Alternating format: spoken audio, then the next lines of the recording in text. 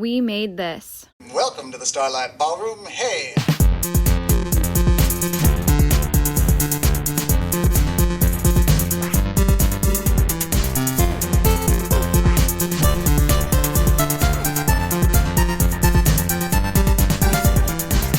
You know what? I have no idea how I'm going to edit this because this is going on two different feeds, isn't it?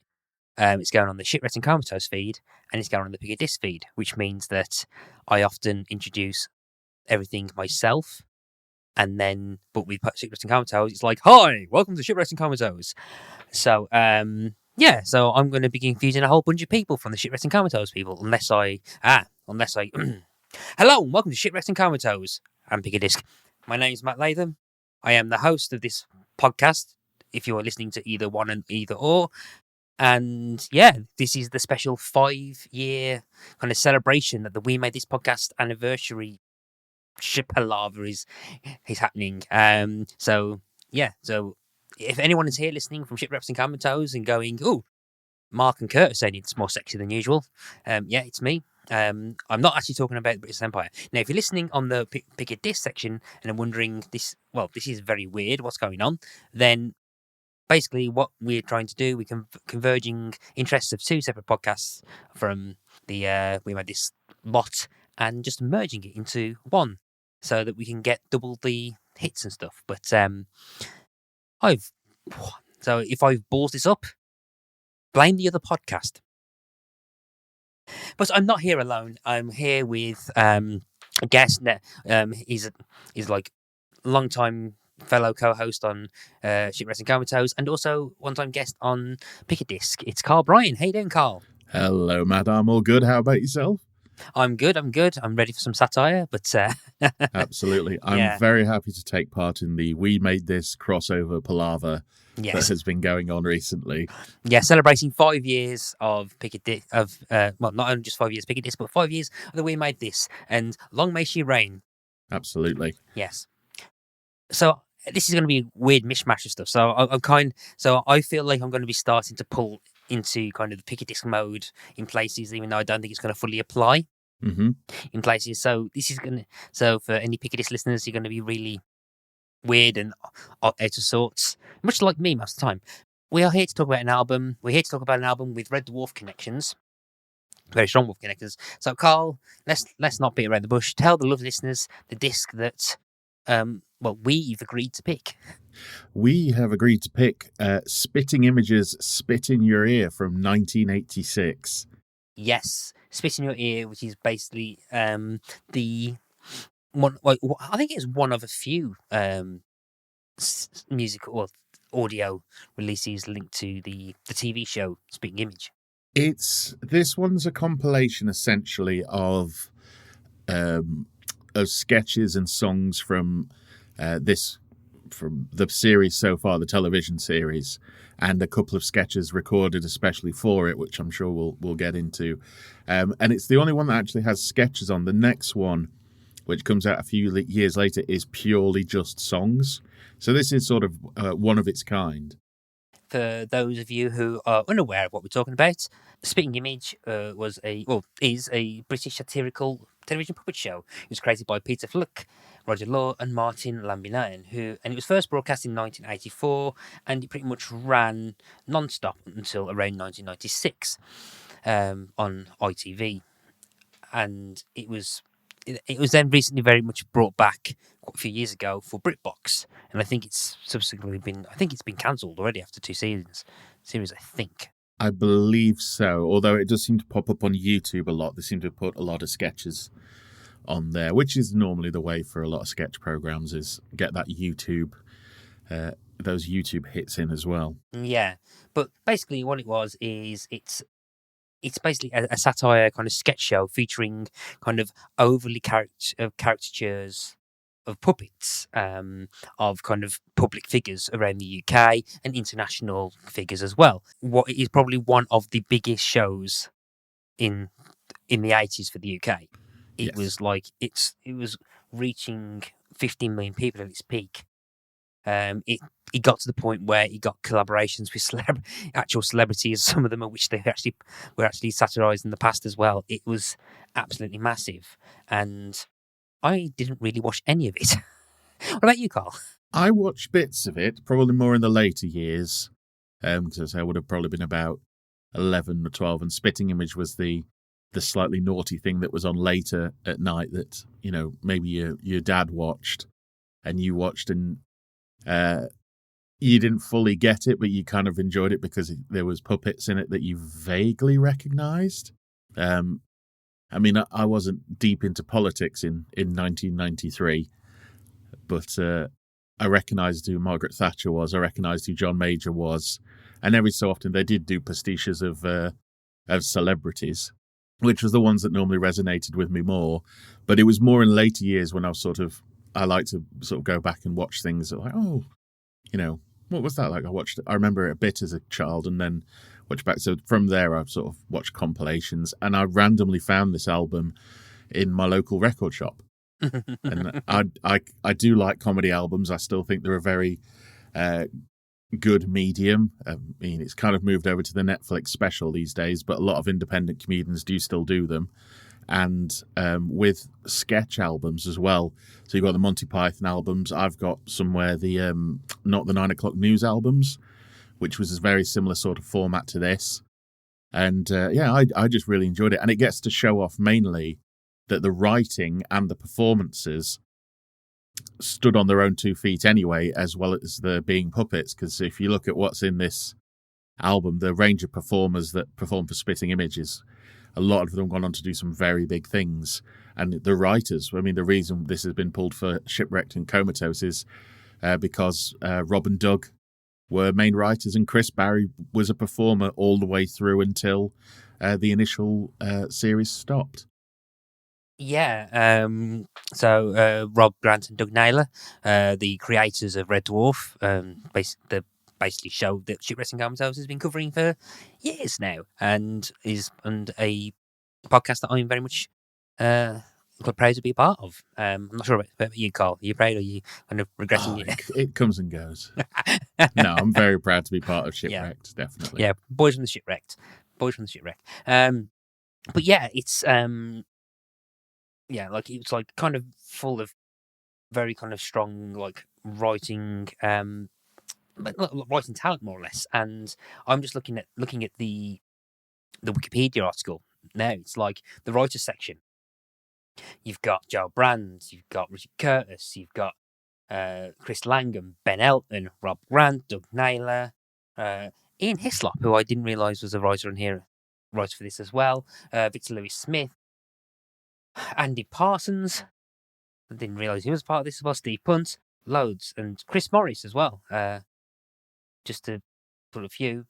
Yeah, it's one of those shows that in the 80s and 90s became a sort of breeding ground for new talent, which a lot of these ones are. I mean, up to I can't remember if it's still on the air, but there's a show called Newsjack on Radio 4, which actually just puts out every series for new writers to come up with sketches, and from there people have gone on to work in BBC Radio and BBC Comedy. So it's always been a thing where you can get in these writers. I mean, the thing is, it's sort of performers, writers, directors.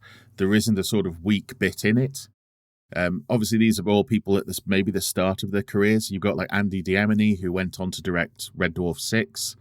You've got people like Steve Bendelak, who ended up directing The Mighty Boosh and The League of Gentlemen and a few other bits and bobs like that. And there just seems to be this like lightning in a bottle of the right place at right time for performers, directors and writers. I mean, I didn't realise that Aid Edmondson was a voice actor just for 1 year. Yeah, the list that I've got. So some of these names that are coming out as well. John Thompson, Deborah Stevenson, John Sessions, Peter I can never pronounce his surname. Serafinowicz. Serafinowicz. Kate Robbins, Jan Rivens, Philip Pope, Alistair McGowan, Louise Gold, John Glover, Chris Emmett, Harry Enfield. Was on there for 85 to 89 and came back for the last series.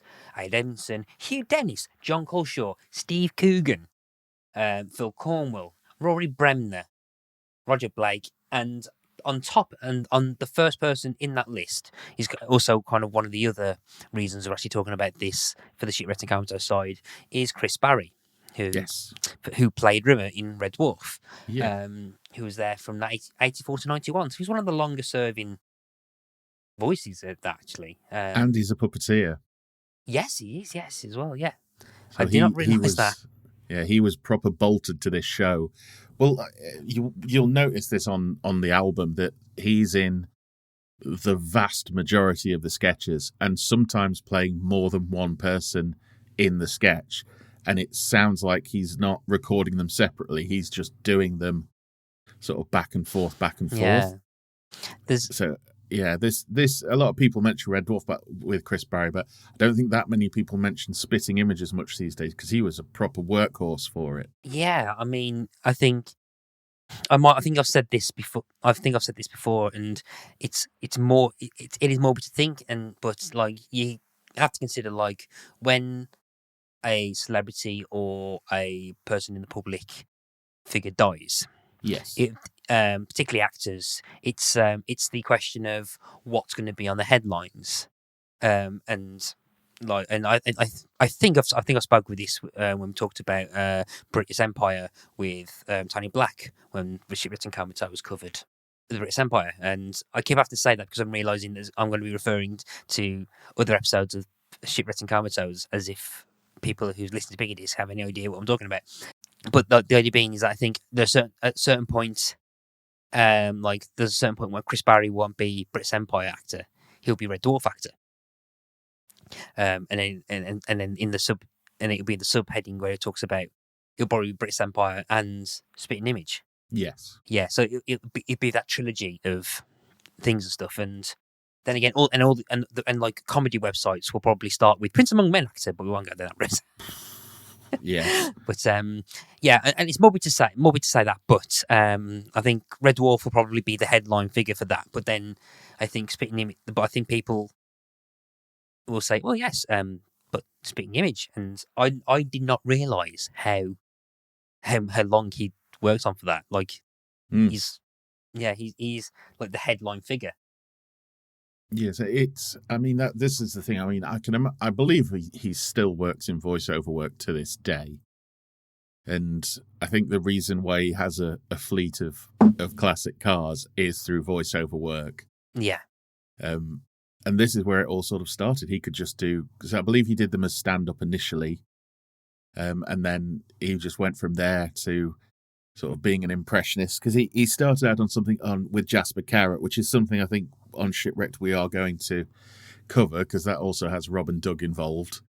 We've also found that he'd had a sketch show very back in the day I think it's called Coming Out, and it's him and a couple of other people and Hale and Pace, and I believe it's all of their sort of televisual debuts. But in all of these shows, the majority of what he's doing is impressions. And it's obviously something he's stumbled across from a very young age. And it's for all the acting, what he has made his career out of is he does impressions. Anybody who's seen any Red Dwarf bloopers knows he loves to do them as well. So it's the Kenneth Williams, oh no, or the David Coleman that always keeps coming out. It's oh yeah, and I think Spitting Image was the perfect vehicle for Chris Barrie. And I think it was a good vehicle for Rob and Doug to write these sketches as well. I can imagine there's quite a bit of improv in there too. Yeah, I say with my history with Spitting Image, I knew it was on, and I remember I do have like I can remember seeing the puppets everywhere and the adverts for it. I was never ever allowed to watch it, and I think I probably wouldn't. I probably would have been too young to watch it even then. But I think even the last series, I think I was 95, 96. I was about 10 or 11, and I still never did. But I always have this one kind of memory that's always stuck with me. So I think in around 96, we moved house, and I think in the last stages there was a load of stuff in the room that me and my sister shared because we slept on bunk beds. And I remember like there was like the upstairs, the TV that I basically used to watch to play my Amiga on. I remember my dad kind of sneaking into our bedroom, turning the TV on, tuning in, and watching a whole episode of Spitting Image. Oh, right. Where, thinking that, and I don't think I've ever told him this actually. Whereas just watching it whilst my sister was like asleep on the bottom bunk, and I was there just on the top bunk looking down, watching this episode of Spitting Image. I can't remember a single thing on it, apart from the fact that I'm finally watching Spitting Image. I mean, it was a huge show back in the day, because I don't think anybody had lampooned the government quite as hard as Spitting Image did, and then there was the puppet aspect of it as well. Yeah, I mean, if anyone who's never seen any of this, if you Google some of them, they are kind of over extreme caricatures, and I was watching a couple of the videos, and some of those puppets have not aged well at all. Yes. Yeah, I'm looking at you. We're scared of Bob. There was so, but I think as well the style was so unique. It was so striking. You knew exactly what show they were from, but also the celebrities. Somehow you could tell which celebrity there was also aping and stuff. And it also had an ability to kind of, it influenced and had an impact on the like popular culture at the time. One of the biggest things, and I remember this actually, everything is, I think a lot of the public opinion of the ex-Prime Minister John Major was shaped by how Spitting Image portrayed him, because he was portrayed as this absolutely, like, it was dull grey, as in like black and white, dull, boring kind of person who just like was fascinated about sort of things, particularly peas. Yes, Yeah. that's the thing is, I mean, that sort of joke about John Major outlasted Spitting Image. It's what I remember seeing, like newspapers, if they ever wanted to mock John Major, they put him in grey. Yeah. Or I've seen cartoons like newspaper cartoons that they would do him in grey as well. It does make me wonder a little bit, thinking about it, if that's why Rob and Doug wanted Rimmer to be black and white initially. Because of that, because Rimmer's supposed to be this boring, insufferable goit. Then again, though, I think Red Dwarf was before John Major became Prime Minister. So I know he was in Parliament. I can't remember exactly. I'm too young to know, and I didn't really do any research. I don't know what his role was in the cabinet. Cause if he had any key roles as part of the front bench under Margaret Thatcher.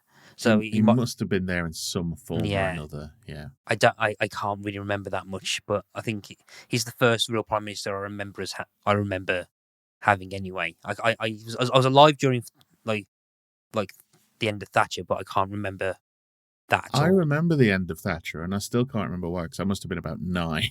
But I do have memories of seeing her on the telly. Yeah, but Major for me was the first Prime Minister that I was consciously aware of. That's the Prime Minister. Yeah, so I never watched it, and part of me thinks, I think if I watched it at the time, I would have absolutely loved it, because I love political satire. I still defend Have I Got News for You. A lot of my Twitter feed, was a load of political satire. It's now diverted into TikTok, so my TikTok feed is full of people kind of taking the piss out of comedians. One of my favourite podcasts is a podcast called Non-Censored with the comedian Rosie Holt, who hosts In Character, and it's basically a character who's based off either Kate Hopkins or Julia Hartley-Brewer. So that's kind of my bread and butter and stuff. So, but I think I was a lot more into a show that was seen as the spiritual successor of Spitting Image, called 2D TV. Yes, same production company, wasn't it? Yeah, I think I might still have the DVDs somewhere, actually. And I can, to this day, I can still remember and quote most of 2D TV, actually. I never really. It's quite odd, because you've got another thing that the Spitting Image puppets are famous for is that Genesis used them for the Land of Confusion video. 2D TV also got used for when George Michael did a political song called Shoot the Dog. Yes. And so it's odd how that's all sort of come full circle almost. And I think after that they did do one in the 2000s called Newsoids. I saw that, but I don't remember it any. I watched a few bits of it before we did this recording, and it's puppets, but they CG the eyes and mouth on top of it. All right. So I can imagine actually recording it looks something that's pure nightmare fuel. But it seems to be more celebrity focused and not particularly political satire. Just more, look at celebrities, aren't they silly? Yeah. Yeah, but And- I think but its impact on British comedy was ridiculous. I mean, it's not aged very well, but I used to be a big fan of Bo Selector with Lee Francis, who had sketches of him wearing massive latex masks, doing caricatures of like comedians and stuff, and same thing as well. I think there's an argument in that he actually kind of did damage to certain people's careers. Oh yeah, because of the characters like Craig David and stuff. He only came back around again, about 4 years ago, and he's still not sort of like, yeah, Craig David is back, but it's like the nuclear sort of stink of Bo Selector has worn off enough where people aren't immediately screaming it at him. Yeah, even though I did buy the proper Crimbo single. And I don't think I did, but I didn't really watch Bo Selector much. I had issue with it. I had some bits that I just didn't find funny. It's one of those weird things where everyone's like, "Oh, it's so funny." Great. I was 16, 17, and it kind of the immature me kind of just like really dug it and stuff. And I mean, again, quotable Dwarf or quotable by Selector. There's a section where as Craig David, he opens up he knocks on a door, and then this person in the gimp mask opens, and he goes, "Craig David, 7 days. Can I use your toilet?" And that's to this day I kind of like, in my head I'm like, "Can I use your toilet?" In that kind of same thing. So that's my kind of quotable Bo Selector, quotable Dwarf. Yeah, I mean this album, I realised listening to this back that there's bits I've not necessarily like quotes, but voices that I'll do from time to time, like the Oliver Reed and Peter O'Toole sketch. I know I've done the Oliver Reed voice of, "Oh yes, tell them you're out for a drink with Ollie Reed." I know I've done that voice for something before, and it just I really enjoy that. I do enjoy this album. There's a lot of it that even now I don't fully get, but it's that thing of like the voice carries you through sometimes. But there is stuff to be like. There's stuff that's aged like milk. Well, there's one very big thing on this album that sticks out. That's we'll get to that. Yeah. So I think we'll get to this. We'll get to this. So I think there's about 5 songs overall in the mix of this. I think, but I think a lot of the kind of sketch stuff. Admittedly, I've only listened to it once, and I kind of forgotten most of it. But a lot of the one thing I did point out is that it's actually quite biting. I mean, it's really quite biting. I think there's even cases where, like, I think they use kind of quite strong, not strong language, but kind of like strong, as in kind of like direct language towards politicians, like officially. I think at one point I can't remember who was supposed to be the impression of, but someone referring to the prime minister as a cow, which I'm like, yes, yeah, that I believe that's supposed to be Leon Britton. Which in the show he's constantly panicking about a crisis. I believe it's Leon Britton, but yeah, the character in it is apparently always panicking, and in this it's the one where he just snaps, and he panics because in the series the thing I do remember is everybody's afraid of Thatcher. Yeah, she's this sort of tyrannical dictator, and yes, to hear her go, it's that thing of like, oh crap, I said shit. Oh shit, I said crap. And it's that thing of he just keeps insulting her, but he can't help himself because everything's gone to hell so badly that he can't keep it in anymore. Yeah, I think there's. I, I did quite like one of the ones I did quite like was like the someone famous has died, Yes. which which is something that could easily be TikTok that was created yesterday. Yes. It's There's some things on here that are eerily you could easily transfer to the modern day. yeah. Sort of someone famous has died, and people are going to leave their tributes, even though they didn't have anything good to say about them when they were still here. Yes. And it's very,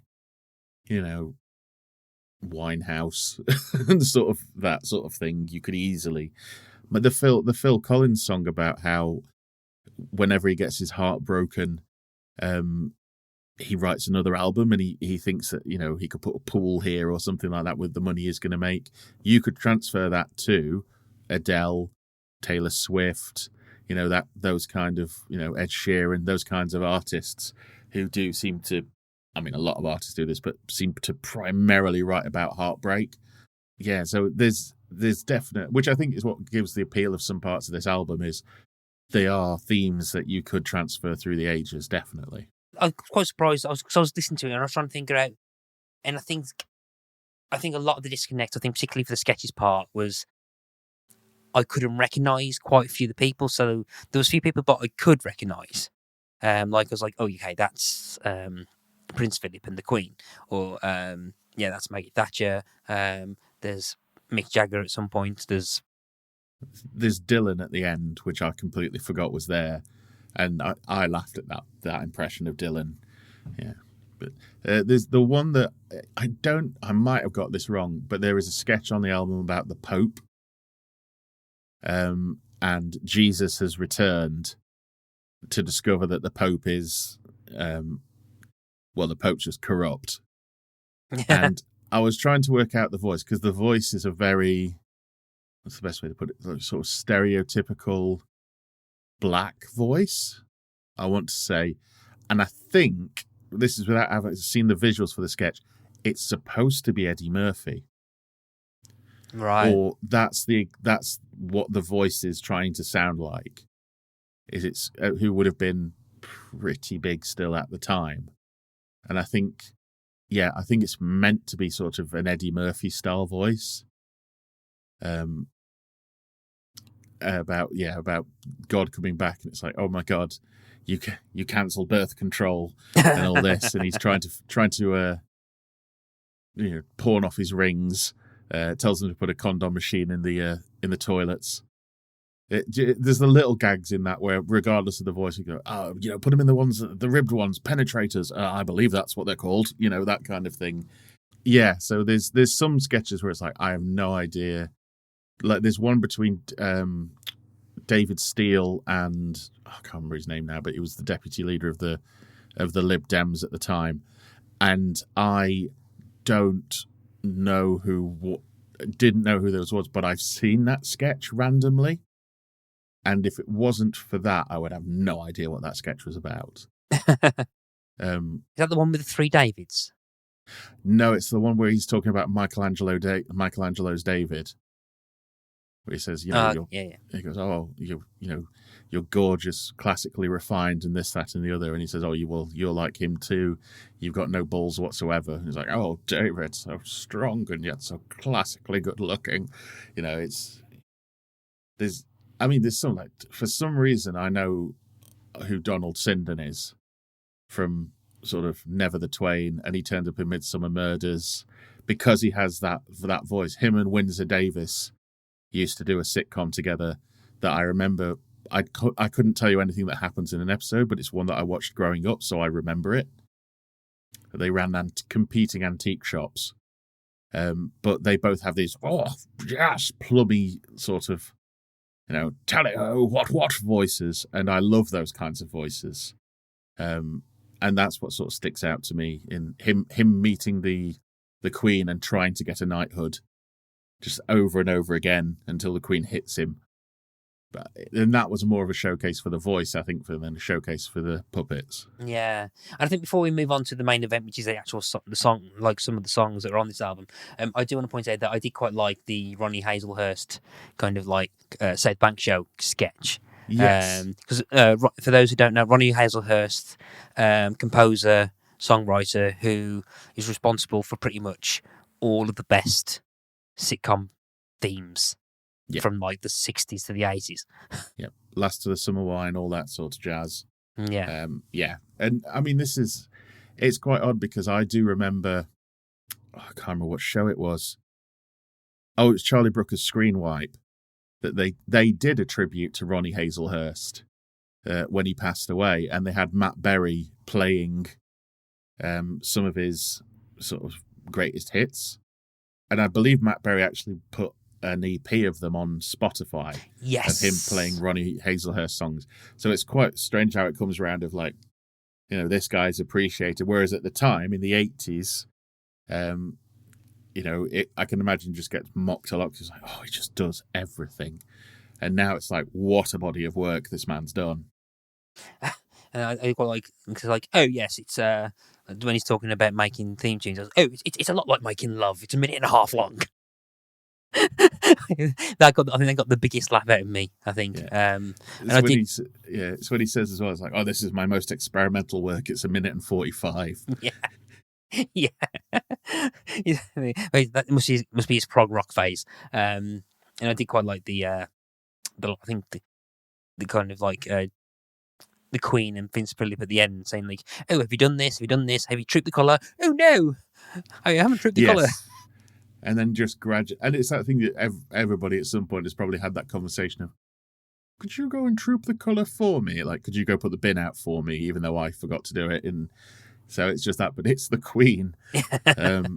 Yeah, there's some nice bits of playing with the format of being on record. I mean, admittedly, the version I listened to was CD, but it was basically just a transfer of the vinyl, where they do a thing halfway through where it's blatantly the end of side A of the record, and they almost have if you've got to this point of the record, here's some bits and bobs, you know, that you shouldn't have got this far, which I think would have been fun if you were listening to the vinyl at the time. And then, you know, you flip it over and it starts again with Fergie and Andrew bonking, which I think was a pretty big thing for parody at the time, just them getting them on.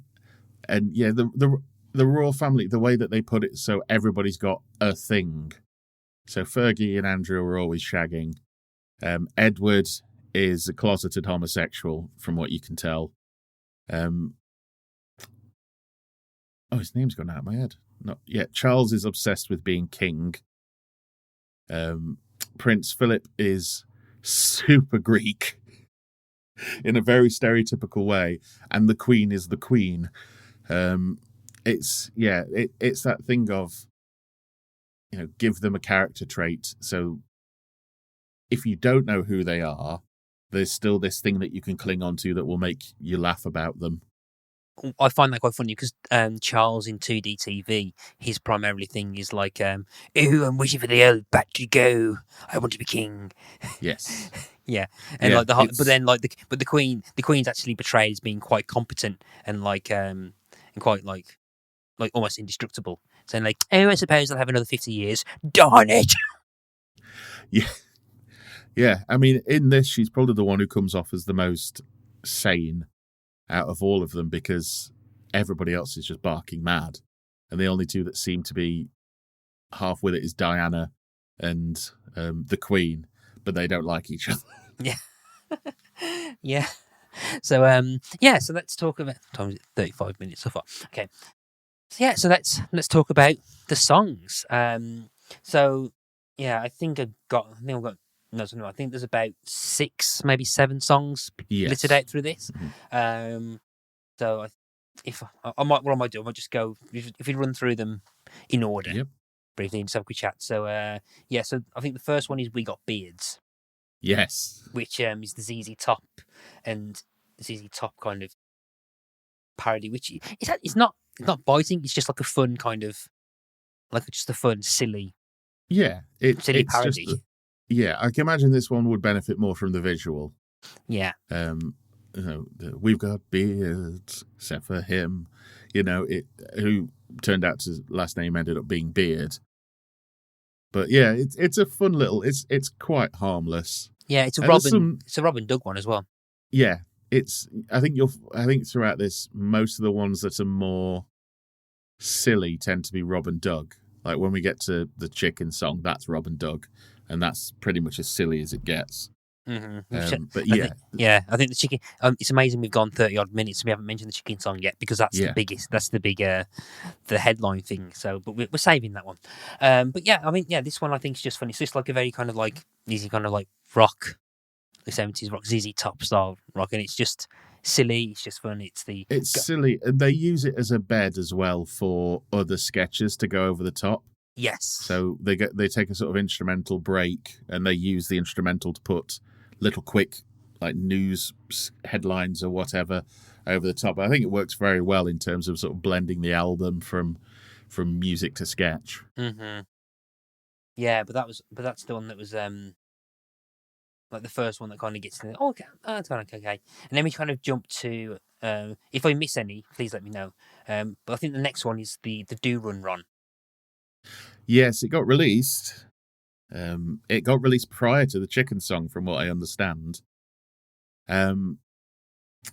It's interesting because we've got this now with Biden and Trump, in that he's going to run again, but he's really quite old, and I think Biden's older than Reagan was when this song was done. Just sort of talking about how hip and cool he is, despite the fact he's 73. I mean, did he win the re-election? I can't remember. I think he did initially. I think he did, and then he did 2 terms, I believe. Then it was Clinton. No, then it was George Bush. HW, yeah, and then it was Clinton. But yeah, and again, this one's like a more like kind of direct parody of the Do-Ron. Oh yeah, the Rockettes, sort of. Ronettes, yeah. The Ronettes, yeah. Yeah, again, this is just more or less. This is kind of like silly. It's not too biting. I'm not exactly sure who actually wrote it. No, I mean, I'm pretty sure it's Chris Barrie as well playing Reagan. And I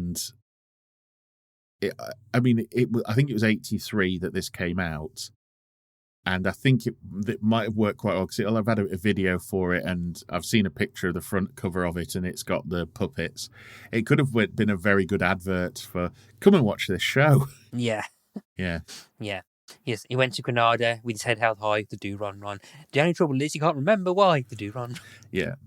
But yeah, and again, he's a decade younger than the current presidents in the US. I mean, this also probably is what piqued Genesis's interest, because Reagan is a massive part of Land of Confusion's video as well. And I think there's a long run of sketches, and before we get to I've never met a nice South African, unless I've missed one. Yeah. So this is I don't think I've not listened to this before. But I remember when we was talking about it, people was like, particularly in the Shipwrecked and COMATOSE chat, that I think the song that probably wouldn't have aged as well. No, is this one? Is this? Yes. Yeah. I mean, at the time, apartheid was very much. It had been prior to this, but it was very much the. I don't want to say unvogue thing. But it was high up in the public's conscience of, look what's going on here. This needs to be stopped, and this is them. I mean, it happens with satire a lot, is that something at the time which is like, this is really showing them. And then years later, it's like, oh, this didn't work as well. But yeah, them sort of basically labeling all South Africans as smelly racists that kill people does not age well. Yeah, again, this came up a few weeks ago, about a month or so ago, when we was talking about Graceland. That we're not going to get too much into apartheid as a whole, because it's a conversation that I don't feel qualified talking about whatsoever. But I get the intent with the song in that I get the intent in that it's tackling like apartheid, and which. Like, atrocious policy Yes. anyway. But again, it is, with like the modern day lens, it's not aged well. It's very generalizing of a select few. Yes. Yeah. The sketches, because while looking, I was like, is there a video for this? And there is a video for this, because it was the B-side to the Chicken song, which is very much a yin and yang situation. But somebody put up some of the sketches that were surrounding the song, and some of the puppets of black characters are it's very much the sort of Robinson Jam Man almost, kind of the sort of big lips and all that. And you're like, ooh, if this is what you were going for, like, let's strike down racism, you've really not done a good job. It's not. On the other hand of it, it's unrepresenting black people at all. Exactly. Yeah. It's not the best thing. The only annoying thing is the song that I've not been able to get in my head. I've not been able to get the flipping chorus out, and that's annoying me. It's. I mean, they do it with other characters. Like, if you ever saw their Frank Bruno character, he, again, big lips and this sort of stereotypical. I went to see, because I don't know if you know this, there's a comics museum in London. Oh, no. It's really cool, the comics museum. They've got a load of stuff. They will try and rugby tackle you on the way out the door if you don't buy something. But they had an exhibition on of the puppets, and they had puppets, they had original sketches, they had all sorts. It was a full spitting image exhibition, and I was like, I'm going to go. I have nothing to do for a week or so. I'm going to go down and see that and visit people and what have you. And I went, and they'd put some of them on mannequins. So they'd put Thatcher on a mannequin, and it was terrifying because you thought it was going to move. But they had Frank Bruno's head. And the best way to describe how he looked, say it had the big lips, but it had like a almost pointed head. It looked like an Easter Island statue. Okay. And that is like, bloody hell, did they manage to get away with this on television? And you definitely would not be able to get away with this today. And it does make me wonder sometimes when you've got this side of, do the voice actors know what the thing is that they're actually adding their voice to? Yeah. Because I'm sure somebody at some point went, oof, hang on. But looking at the cast does appear to be predominantly white. I think everybody on that show was predominantly white. So it's... it was the mid-80s, so at the time it's like, well, it was the 80s, Carl. It was the 80s. If for those who don't know, on Shipwrecked and Comatose, I do have a bad habit of not in terms of anything regarding race, but things not aging particularly well, of saying to Mark Adams, it was the 90s, Mark. But yes, this was definitely a step too far. Yeah.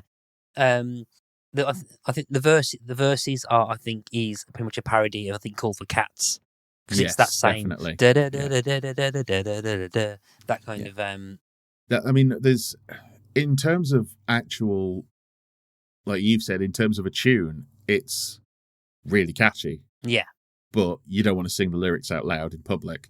Yeah, but it flows. I mean, it flows quite well. Like, I once got served in Woolies after less than 4 weeks' wait. I had lunch with Ryan Atkinson when he paid and wasn't late. I know a public swim bath with a dump piss in the pool. I know a guy who got a job straight after leaving school.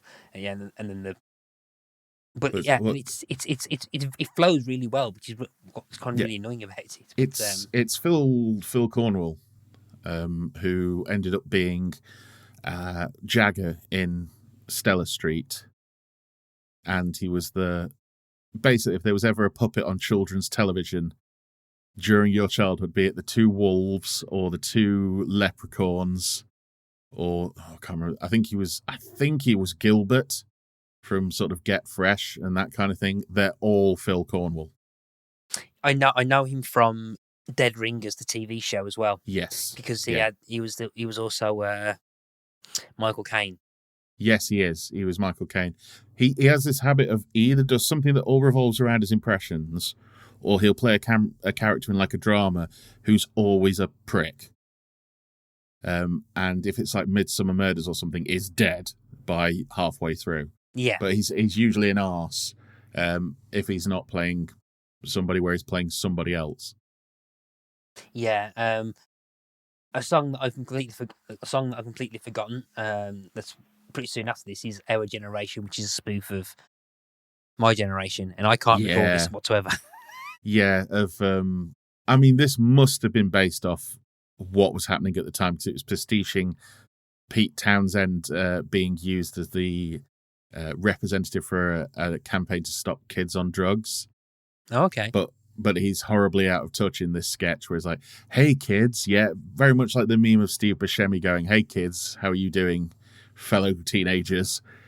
With Pete Townsend going like, oh yeah, so you're on drugs, right? Yeah, I've been there, okay. Which we've all probably met somebody at school through that. They like brought somebody in to talk to you to steer clear of drugs. I know they did at our school, but these kids being like, oh, well, actually, no, we're talking about conservationism and all this kind of thing. It's like, yeah, right. And just him being hideously out of touch with the youth of today. Yes, and that leading into this parody song about The Who being old and doing like credit card adverts, which I don't remember. But I knew Roger Daltrey as an actor before I knew he was in The Who, because he was in the Chesney Hawkes movie Buddy Song as his dad. Nice to know that the Who were seen as past it back in the 80s. Yeah. I mean, it's the cycle of things, isn't it? Everybody comes back around again.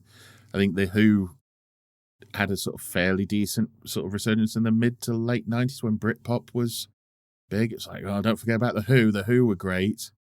And then they get wheeled out now for like Live 8 and all that kind of stuff. It's like, don't forget about The Who. Oh, but how many of them are left now? Because they've got Jason Bonham, or am I thinking of somebody else? Well, no, I'm thinking of John Bonham, but they've got his son now instead. Oh, apparently current members. There's only 2 current members. Is that Townsend and Daltrey? Yeah, thought so. But I'm sure they released something not too long ago. It all blends into one for me now, to be honest. Then you've got Hello, You Must Be Going. The Yes, which is probably my favourite song of the whole album, which is the Phil Collins My Wife's Left Me, this is going to make a great album sort of, as you stuck my house keys up my nose, I thought, here comes another single. Like the voice is good. The fact that after this, Genesis went, these guys, for what is probably the biggest music video they ever did, which in a way is a very funny way of getting back at them. It's like, you're going to make us a ton of money after taking the mickey out of Phil. But he was like that, didn't he? Because he ditched one wife via fax, didn't he? He was renowned for being a bit of a strange sort with the ladies. But I really enjoyed this one. There were a few references in there that I didn't probably get. The fact that he says, oh, because I look like Bob Hoskins, I was like, he does look a bit like Bob Hoskins. But when they said Eddie Sharp, I think I looked him up and I think he was a darts player at the time. So that one went over my head. But there was enough there for me to go, this is probably my favourite song on the album. I think what I think is quite funny as well is that it says the Spitting Image wiki was saying there's a nice little backstory, because apparently Phil Collins, when he first saw it, was absolutely disgusted and planned to sue Spitting Image. Then I think he watched it a few more times and then felt bad, and then he said he was calling the lawsuit off. That's like almost like Patrick Stewart about to sue Red Dwarf. Yeah, it's that thing, is it, of people tell you, just sort of like, bloody hell, this is really ripping into you, and it's like, right, I'll sue him. It's like, do you want to watch it first? No, not if it's as bad as you say it is. So there's a few things like that through time of like, what's it? Weird Al gets it all the time. Of I can't remember who it was now. Coolio would not let him use, because he's got this thing of he won't do it unless they say yes, it's fine. Yeah. And Coolio for ages said no, you can't. No, I thought he did, but then he hated it. I think afterwards. I think it's the other way around. He heard about it, hated it, then chilled out, and then said, "Yeah, it's fine." Apparently, Eminem was really tricky as well to do. Yeah, he had James Blunt, which is weird because James Blunt's renowned for not giving a toss. Yeah, the Eminem thing. I think he did because it was remote control from the Poodle Hat album. Because it was remote control, which is basically lose yourself, and it opens up the album. It's really good parody about I think like TV. It's a good time capsule of TV in the early noughties. Like I think he does I Can't Watch This, which is a parody of You Can't Touch This by MC Hammer, which is like full of 80s stuff. It's great kind of time capture type stuff. And he wanted he wanted that song to be the lead single and wanted to do video, and that's when Eminem said no. I remember sort of like my favourite one I heard was he went to Kurt Cobain and went, Can I do this? He was like, hell yeah. He was like, Weird Al's parodying me. I have made it. Yeah. And it's sort of, so yeah, now he's not retired, is he? He's just said he's just going to do mostly singles from now rather than, because he finally did his 20-year contract that he signed, and he won a Grammy on the way out. Yeah, that's like nearly 10 years ago, his last album though.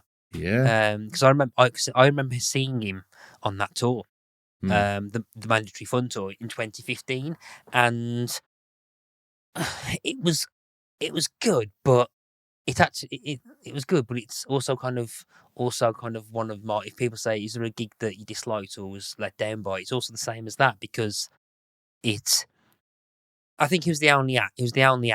So there was no support, but it was like you'd have like a VT of clips from about his career or things that he's done. Or at one point there was a montage of like all these TV shows where where they insulted Weird Al, or they made him the butt of a joke, or they're saying like, "Oh, that's as weird as Weird Al Yankovic," kind of stuff. But then he'd come out in like costumes and he'll do some of the hits and stuff. But it was very much a rehearsed show. It didn't feel like it didn't feel like he'd go from the book or anything like that. Yeah, it was like on rails, and there was one part where like he had his band came out, and they just kind of sat in the middle with acoustic instruments, and they did like a 10-minute melody of songs they couldn't really fit on the set list. So like so he did the melody stuff, and that was a really good bit. I really enjoyed that, and I think he actually did a tour, and I don't think it came to the UK. I think it was just the US, where he did a whole tour where the whole show was like that.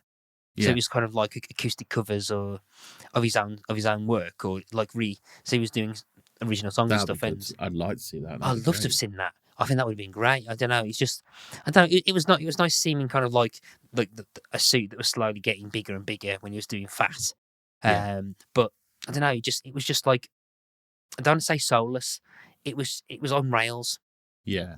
Like it was on rails and stuff. Very much going through the motions. Yeah. Yeah. And there was a bit of a letdown. Although I did have one moment where they pretty much played the majority of the Epic Rap Battle of History that he guest starred in, because he played Isaac Newton, and I am a massive fan of Epic Rap Battles, and at some point I am still trying to figure out my justification to do the Epic Rap Battles of History as a map pick on on Pickadisc. And I was there going, rapping along, and then someone behind in front of me went, "Hey, what on earth is this? How do you know all the words to this?" And I was like, "It's the Epic Rap Battles." Yeah, but I had a very similar thing with Mitchell and Webb. In that I love the Mitchell and Webb sound, the radio series. I think it's a very overlooked sketch show, and it's really good, really good. And the first two is before they got the TV show. Yeah. And then the second two series are after, but they didn't do any of the characters from the TV show really in the third and fourth ones. It was still a lot of new stuff. And I went to see their live show, and it was so... Oh, here's the sketch. That was the sketch. You know, it was again, like they knew what they were doing. They were going to go. They weren't. They were performing. They were acting almost. Yeah. Like they knew exactly what their lines were. They weren't going to deviate, and it just came across as like very uptight. And yeah, it put me off them a little bit, to be honest. I think on the flip side of that, and I have noticed, I haven't realised we're going on a tangent, and I'll say this bit, and then we'll hook back to talk about the chicken song. But I managed to see Bottom Live 5. Oh yes, which was the last one they did, and I loved the Bottom Lives on DVD. And okay, I think a lot of the kind of slip ups and the kind of breaking of the fourth wall, I think is clearly scripted, but they do sell it. But there are moments where they do generally go off scripts and they kind of try and trip each other up, but they feel like they're really enjoying it. Yeah, and they seem to like and if one of them slips up, the other one will not let them forget it. And it feels like they're enjoying themselves, and you can see like instead of Rick and Eddie, it's Rick Mail and Aid Edmondson. And they kind of just like, and it's just a lot of fun seeing them kind of just interacting, obviously enjoying themselves. And I think a bit of that's missing. A bit of that was missing from some of the stuff, and I feel that might be what was missing with Mitchell and Webb in that. Yeah, they didn't have that kind of energy where like. I think, probably sketches probably don't translate well on stage as perhaps an actual. Yeah, I think you narrative, have to. I think. Yeah, I think there's a reason why a lot of sort of sketch performers don't do, or they'll do a certain type of show rather than out and out. Here is a sketch. That was a sketch. Like, especially if it's being like let's see, this is still off attention. We're going to see Richard Herring, and he was doing. As It Occurs to Me, and I was a fan of the previous series to that, which was That Was Then, This Is Now, which was on Radio 4, and it was the same cast but on the podcast, so they could do whatever they liked, and they had written it specifically for radio or podcast, but it was still fun to watch. The same as like the Now Show, that's been on for like 20 odd years with Hugh Dennis and Steve Punt, who write for Spitting Image, and that's been on for many years. And it's because it is written sketches for the radio. You can go watch it, but it's that radio production. And I think that sometimes gets lost when TV comedians go out and do sketches. Okay. So we've got We're Scared of Bob. No, let me do that. Yeah, so then I think the next big one is, well, the biggie, which I can't remember this came out. Well, I was about one. I think I wasn't even one at the time. But this is the chicken song. Yeah, which is I didn't know about this. Yeah, I didn't know about this until I think Red Dwarf mentioned it in one of the behind the scenes ones that Rob and Doug wrote the chicken song. I was like, what the bloody hell's the chicken song? And for me, because I think am I older than yourself? I believe I am. I am 85. I was born. Yeah, I am. I'm a couple of years older than you. But probably around about the same time. This was when Jive Bunny was coming through. Black Lace. Black Lace. I never knew who did the song, but the one that is the I Am the Music Man, I Come From Far Away. I thought that was Black Lace as well. It quite possibly is, with the Now Do a Superman and all this stuff. I believe it is Black Lace, but I never knew for a very long time. It's Black Lace. It is. That makes all the more sense for the chicken song when they point out these two are coming back again with a song that's going to drive you insane. But so when I heard this, I was like, oh, they did one of those, did they? And then it's only when I listened to the lyrics, I was like, oh, the lyrics are absolutely rubbish. Just terrible, like, utter nonsensical. But this kind of did blend in to all that for me, because I listened to those so much, like every school disco or every family do or every birthday, and I hate dancing. And I think that's where this came from. But in the same way that you've been humming I've Never Met a Nice South African, I do find myself like going,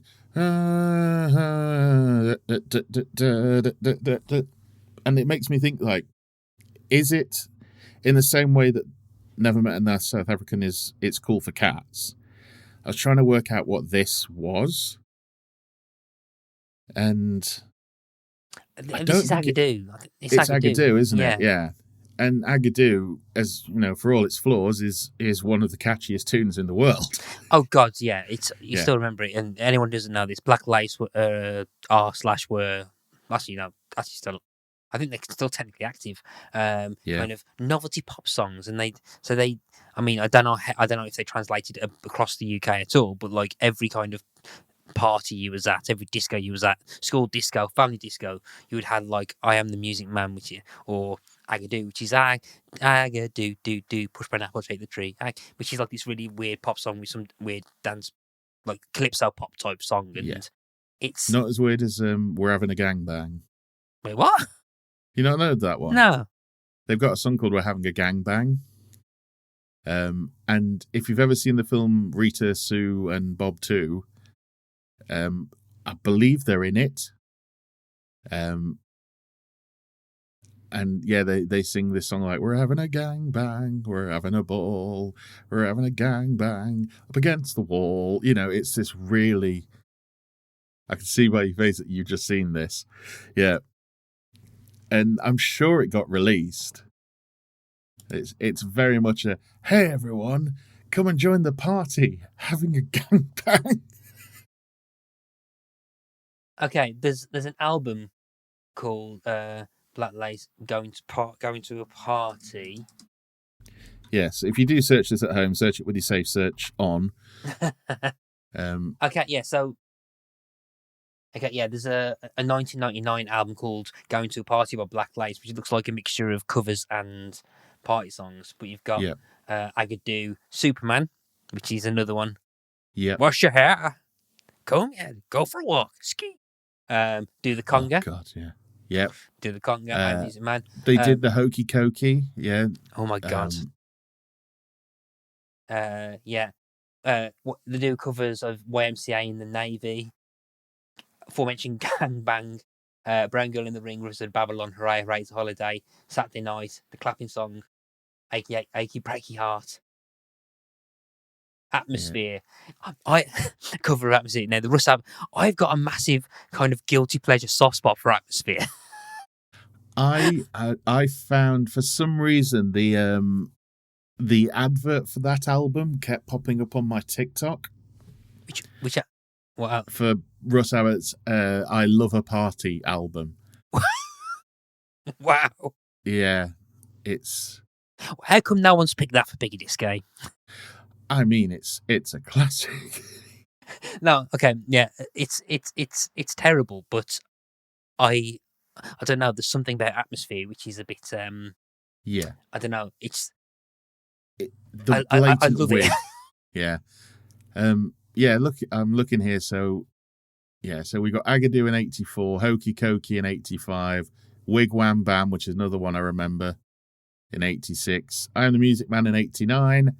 And Gangbang in 1990. It only reached number 90 in the charts.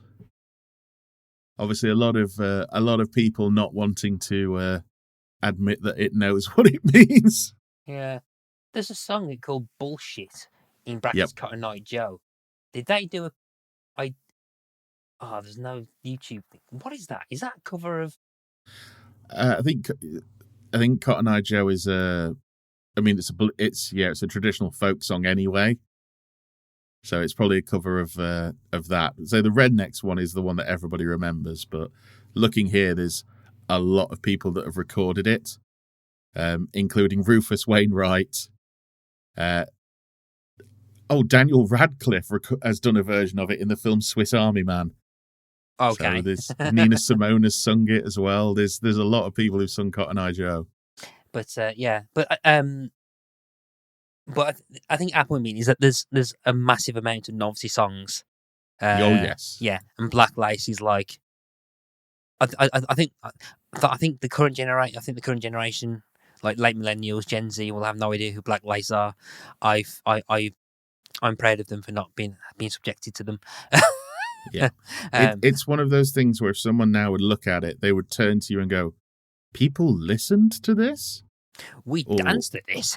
Yeah, but because I think now if you looked at them like, oh, they're children's entertainers or something like that, because they were dressed, the keyboard tie and the matching like Hawaiian shirts and that kind of thing, and you think, oh, they're the Chuckle Brothers or something like that. Yeah. But no, these were serious, reputable pop artists in the late 80s, early 90s. Yeah. They never got number one. I think Agadoo was the highest that they got. Let's bring it back. Agadoo for Christmas number 1, 2024. Yes.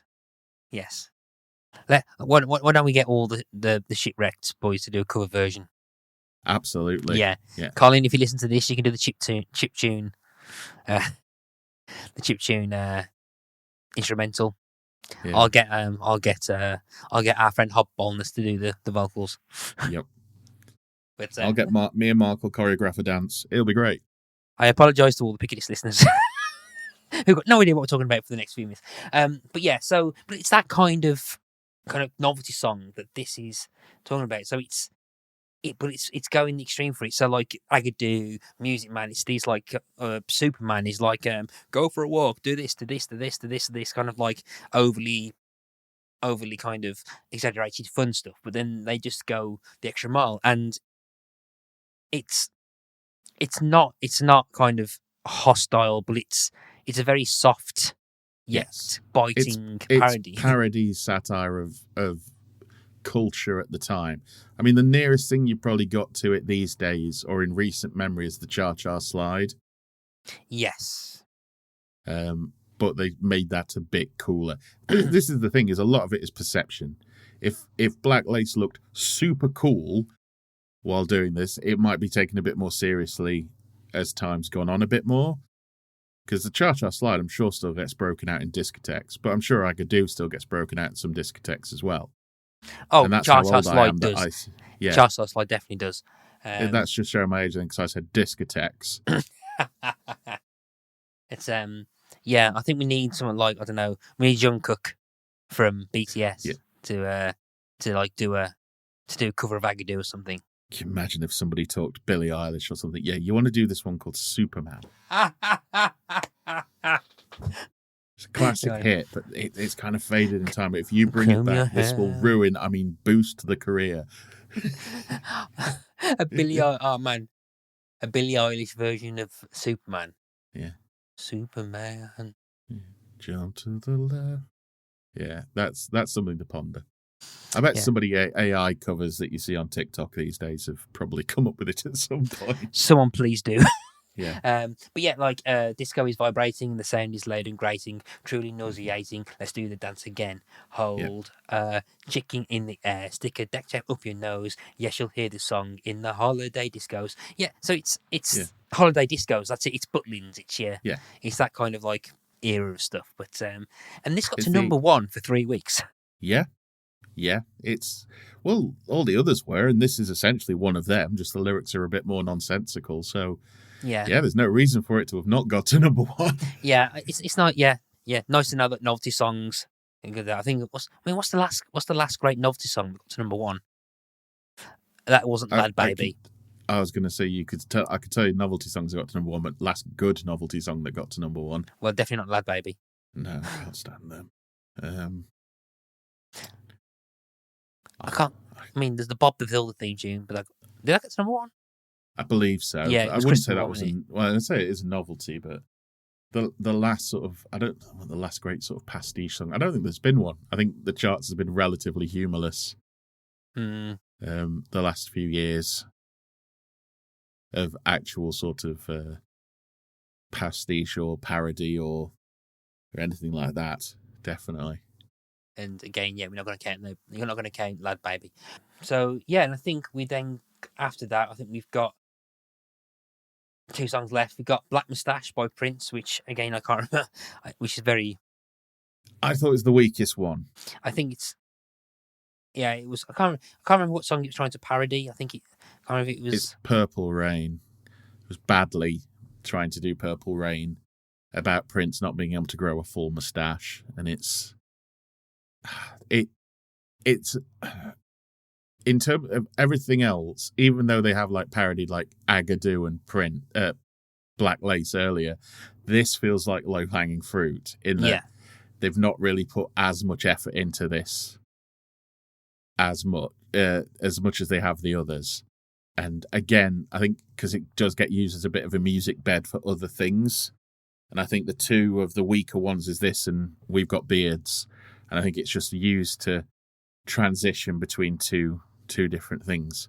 Yeah. But then again, no, I think We Got Beards We Got Beards is at least catchy. Yeah, he's a lot more fun. This one's kind of like stuck at the end and stuff. But yeah, and really not that memorable, I think. But the last song that's on there is We're Scared of Bob, which I think is like slightly different because I think it's a lot more biting and it's a lot more biting and it's a kind of not an attack of the idea of charity singles. It's more of attack of the like Bob Geldof who was sit on Live Aid going, "Give us your fucking money."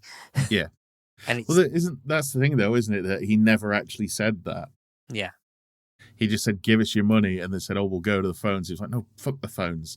That's what he actually said. Okay. Because I can't remember what it was. Because he was on like one of those, end of the year or greatest moments of blah de blah. He actually appeared in one. He was like, "I never actually said it." You do realise that, right?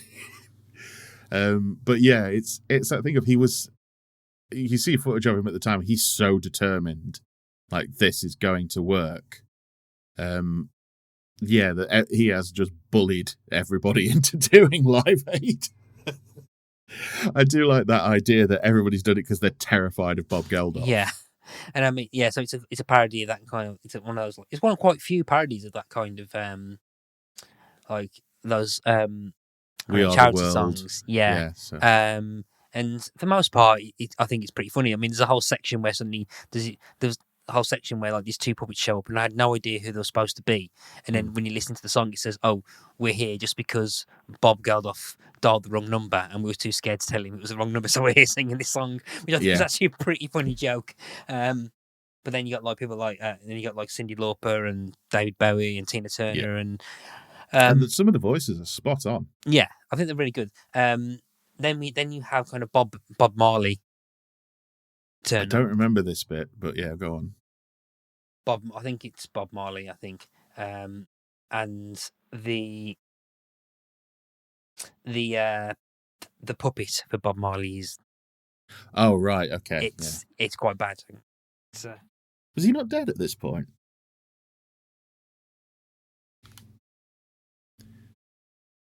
I think it's Bob Marley. Just double check. Let's have a look. I don't think it's not an image, but if you on the actual. Oh God, Tina Turner. Yeah, Tina Turner's terrifying. Michael Jackson's isn't too bad actually, but Jagger, Springsteen, Bowie's puppet's quite good. Yeah, I think it's. Yeah, it does seem to just be. If you go, there it is. I think a minute and 8. You got a minute and 8. It's, that's Jesus. That is racist. That is awful. That is awful. Dreadlocks, like huge lips, like and almost like the pronounced kind of. I can't think of a better word than ape-like, sort of under the nose to the chin, sort of protrudence. Yeah. And he's holding a spliff. That is frigging racist. It could be Eddie Grant, because I'm sure Marley's dead at this point. Yeah, but bloody hell. Let's have a look, see if there's like a list anywhere, but Scared of Bob. Let's see, Bowie, Lauper. Oh. There's a few on here. There is a little thing about apparently the joke is that the Rastafarian guy is not a celebrity at all, but people who's Bob missed out. So apparently the gag is that he's not someone famous. But even if that's the case, then bloody hell. Okay. And at the very end of the video, you see the hand of what presumably is an African child reach in to try and grab some cake, and somebody slaps it away. Yeah, which is like yikes. of things that haven't aged well. That's all. Yeah. It wasn't aged well. Yeah, I saw that and I was like, okay, so it's probably not a celebrity, but Even though, if that's just meant to be a member of the public, then that is still incredibly bad. yeah. But again, I think it's. I mean, I mentioned it's something very similar to what was in early sketches with on the Met South African, Yeah. as well and stuff. It's not the best look, but No. yeah, and I think it's a bit of a shame because I actually I think it kind of tarnishes what I think was actually a pretty good funny song. Yeah. Good song and stuff, and And I think the thing is as well, if you've never seen Spitting Image and you're just listening to the album, you won't realise. Yeah. Which I didn't. I didn't. I think that might actually be the first time I've watched the video for We're Scared of Bob, because I'd have remembered that puppet. But yeah, that's odd and off. Yeah, exactly. But yeah, I think it's led to. I think that's led to kind of other kind of. I think like parody and stuff. Like I think there's Bad Cover Version by Pulp, which the video for that's amazing. And I don't know if you ever watched Glow on Netflix. No, I haven't. They Randomly I've watched the actual Glow, but I've not watched the TV series Glow. They have a whole episode where it's an actual episode of Glow, and they basically do a kind of spoof charity single called "Don't Kidnap Kids," and it's like, "Don't kidnap. Kidnapping is a bad thing to do," and it's hilarious. Wrestling used to be notorious for that. I'll send you one. They did one called the Wrestle Rock Rumble. Wow. Which it's all like, I think it's like Scott Hall and Mr. Perfect back when they were younger, and what he had the Magnum PI mustache. And it's all like, I'm Kurt Hennig and I'm Big Scott Hall. We're going to destroy them all. You know, it's really bad, like football teams would do at the time, sort of raps. And it's really bad.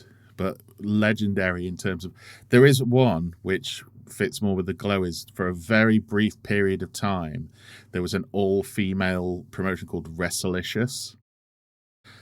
And they did a sort of a theme tune rap thing. But it was in the review video that I've watched for it, the guy has to put over a title over the top of a lot of the cutscenes, not porn, because some of it is really bad and really quite, like, you do know, like, they must know that this all sounds a bit porny. But yeah, there's been a long history of that kind of thing. Yeah, definitely. And on that note, we've reached the end of our conversation about Spit in Your Ear. Yeah, so it's kind of weird. I've not. So this is the first kind of like proper like episode of Pick a Disc that I've done in about 5.5 weeks, and yeah, so I'm and it's not a full episode. So I feel like I'm almost trying to get onto On Rails. So like on Rails and go back on the formula. Like, what other albums of these would you recommend, Carl? But I mean, I can recommend some. Oh, Spitting Image. No, comedy album. Definitely. I highly recommend Hedgehog Sandwich by Not the 9 O'Clock News.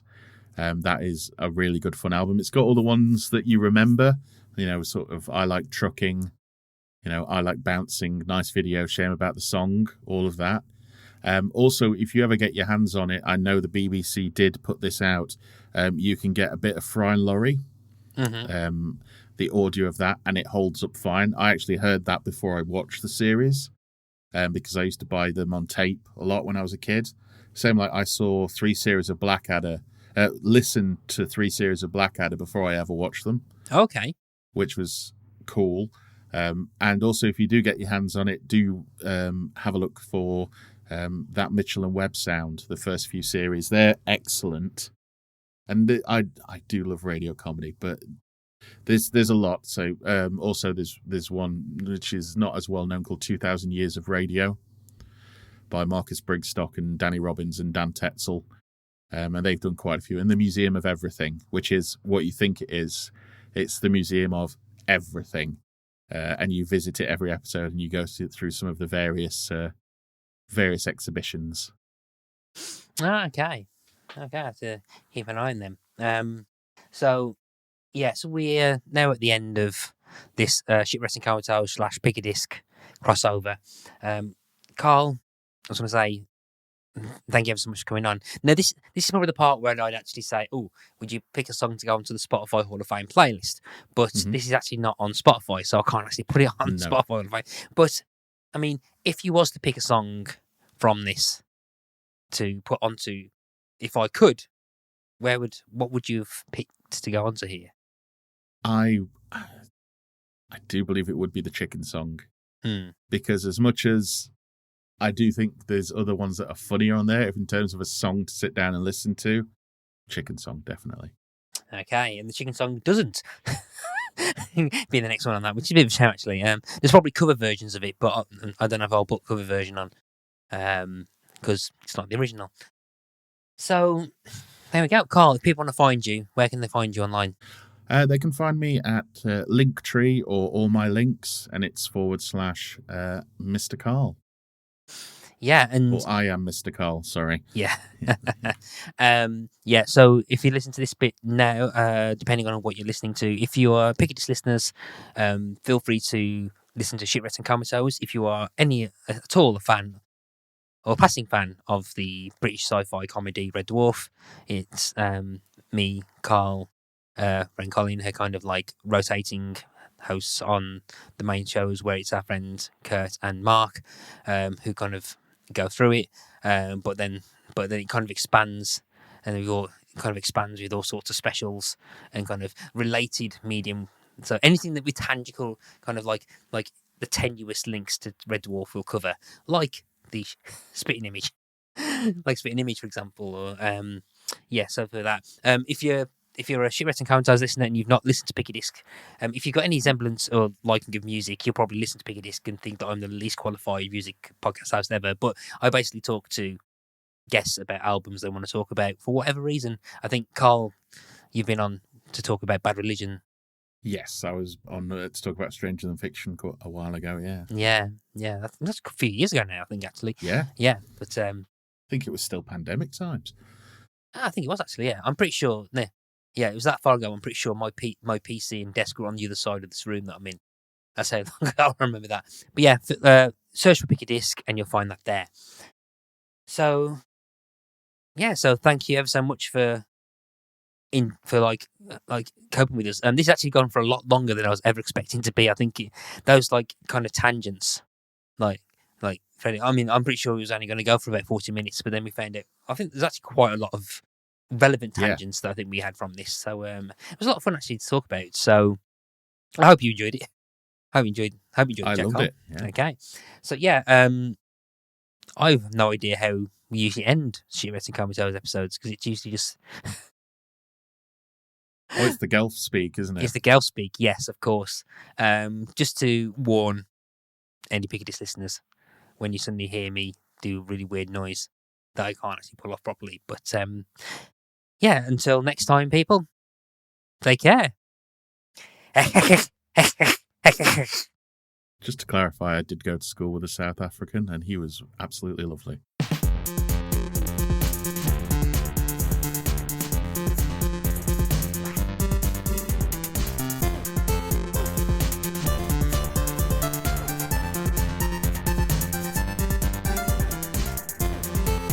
Shipwrecked and Comatose, a Red Dwarf podcast, was created and produced by Mark Adams and Kurt North.